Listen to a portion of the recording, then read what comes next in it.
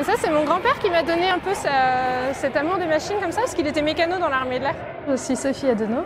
Je suis la première femme française pilote d'essai sur hélicoptère. Je suis officier de l'armée de l'air. J'ai toujours rêvé d'être pilote. Dès qu'il y a un avion ou un hélico dehors, quand j'étais petite, littéralement, je courais, je sortais, je regardais. J'ai jamais cru que c'était possible pour moi. Petite Sophie, je ne pourrais jamais faire ça. Il y a une personne clé dans mon histoire, ça a été mon grand-père, qui me racontait comment, avec son marteau, sa caisse à outils, juste après la Seconde Guerre mondiale, il réparait les avions. Ensuite, il y a eu des rencontres clés de personnes qui ont fait des métiers comme ça et qui témoignaient sur la scène publique, que ce soit par exemple la première femme française pilote d'hélicoptère, Valérie André. Ensuite, il y a eu les premières femmes pilotes de chasse, Caroline Aigle. Et je me suis dit, tiens, ces femmes-là, finalement, elles n'ont pas l'air d'être des superwoman, elles ont juste l'air d'être sérieuses, travailleuses, et alors pourquoi pas moi? Les barrières, il y en a deux types. C'est celle du « je connais pas », c'est pas mon monde. Et la deuxième barrière, c'est celle qu'on se met soi-même. Le rêve était lointain, inaccessible.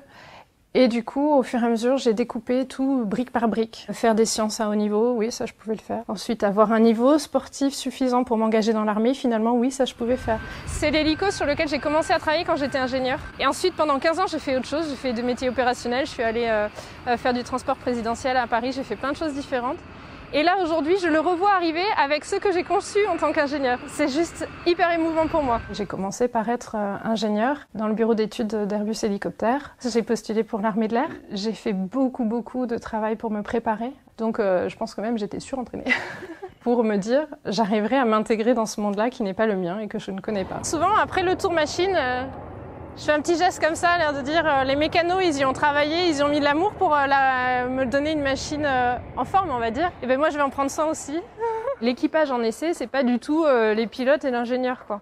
C'est vraiment un équipage qui comprend les gens au sol et les gens en l'air. Enfin, c'est comme si on avait un cockpit déporté et on travaille main dans la main avec tout le monde. Ça a toujours été un des leitmotifs dans ce que j'ai fait, l'aventure humaine.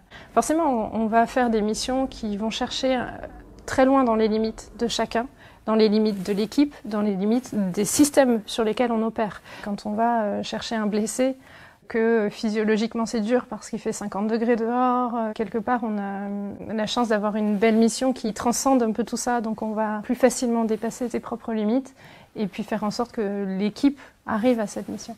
Ça c'est les VIP au Mont-Saint-Michel, un ciel rose extraordinaire. Et puis après est arrivée cette envie d'être pilote d'essai et de dire bon mais il n'y a jamais eu de femme, ok, bon et qu'est-ce que j'en fais de cette information?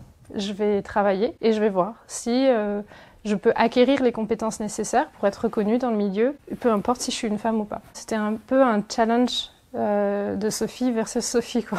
Dans chaque équipe, il y a toujours un petit esprit de compétition. Des collègues qui m'ont fait comprendre que j'avais pas forcément ma place en tant que femme.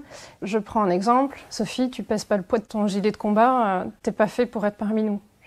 Ok, donc il y a certes une petite colère initiale. Je les remercie, ces gens-là. Parce qu'en fait, ils me permettent de canaliser mon énergie. Je pourrais pleurer, m'énerver, être en colère, tout ce qu'on veut. Mais non, je vais me servir de cette énergie pour la transformer en énergie positive pour développer mes compétences. Vraiment, je ne leur jette pas la pierre parce que c'est le monde, c'est la culture qui aime comme ça. Et donc, c'est juste des craintes d'une personne normale qui a été élevée dans sa propre culture. Et j'ai vu les choses évoluer. Pour la première fois, je vais avoir une chef qui est une femme. Ça va être terrible. Et puis, quelques temps après, de dire « Ah ben finalement, avoir une chef femme, c'est super, ça se passe très bien, il n'y a pas de problème. » Et donc, toute cette évolution, pour moi, elle est longue à mettre en place et c'est normal. Il faut être patient vis-à-vis de ça si on veut que les choses se fassent en douceur aussi et sans heurts. Quand il y a de la douceur, en fait... Il y a l'adhésion derrière. Exactement. Et ça, c'est vraiment un gage de réussite de ce changement. Mais derrière, il y a bien entendu peut-être des initiatives à donner. Quelle serait selon vous une mesure importante à mettre en place lors du forum Génération Égalité? Pour moi, il y a deux critères qui sont hyper importants pour les femmes.